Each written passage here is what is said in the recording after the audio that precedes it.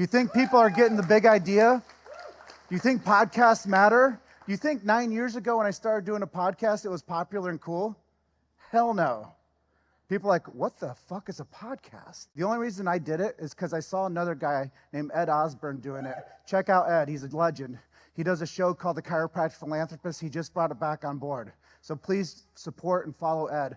But Ed started a podcast, and I started listening to it, and I said, I want to be like Ed. I want to tell this chiropractic story through this medium. So I'm not afraid to acknowledge people that have had a positive impact in my life. And I think you should also acknowledge that for the people that have made a positive impact in your life. I think you should take your phone out of your hand in your hand right now. You should text somebody that's made a positive impact in your life. I think you should write a message that says, thank you for believing in me, thank you for supporting me, and thank you for giving me vision to go do the things I love. Because when you see the guy or the gal at the Olympics or on the big stages, they have a whole line of people behind them that have gotten to them to that podium or to that trophy. And you guys are that.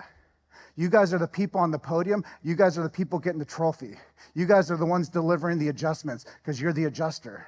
But there's so many people that have taken you guys to the schools. There's so many people that have given you the entrance exams. There's so many people that believed in you. So there's a whole line of people that celebrate with you silently. So it's time to acknowledge the people that got us to where we are. Why are we here today? Would B.J. Palmer speak at the WHO? What if he did? What if B.J. Palmer went to the WHO and adjusted every politician's C1 and C2? Do you think we live in a different world today? What if you went out to your communities and scheduled in every mayor, every police chief, every member of parliament, every president, and you started adjusting their C1 and C2 only? Do you think we live in a different world today? Do you think the policymakers would go for the bullshit that we're lived through for the past 5 years if they were adjusted?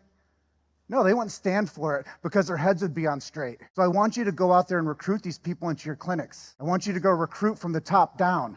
We say above, down, inside out. Well, go from the top up, down. Go find the people that are the policymakers in your communities and start adjusting them. Go buy them lunch. Go sit knee to knee with them. Tell them the chiropractic story. Get them adjusted. Because if we can start with them, we can create a whole new world. I think the moms are important too. I think the dads are important. I think the kids are important. But what if we got the policymakers adjusted? What if we unsubluxated the people that make policy around the world? Do you think that might matter? Do you think we might live in B.J. Palmer's utopia? Do you think people might get better faster? Do you think we might get a better culture that supports chiropractic faster if the top down supported it faster?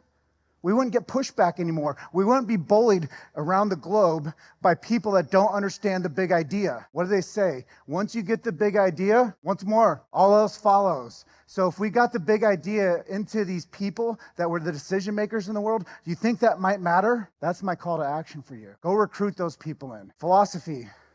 I go around the world talking about philosophy to chiropractors. Some people say I'm more philosophical than most chiropractors they ever met.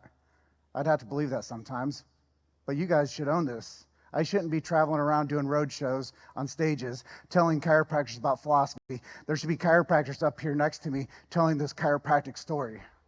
It shouldn't be my job. But I saw chiropractors bickering. I saw them infighting. I saw them telling each other what they didn't like about the profession to me. And while everybody was complaining about the profession, there were the keys to the kingdom for chiropractic on the wall, and I just went and took them. I said, if they're not going to unite this profession, I'm going to unite this profession because I'm going to host the largest podcast in the world, and I'm going to tell their story, whether they're in this association or that association, if they practice this technique or that technique, whether they went to that school, whatever accredited agency that they believe in, I'm going to unite them.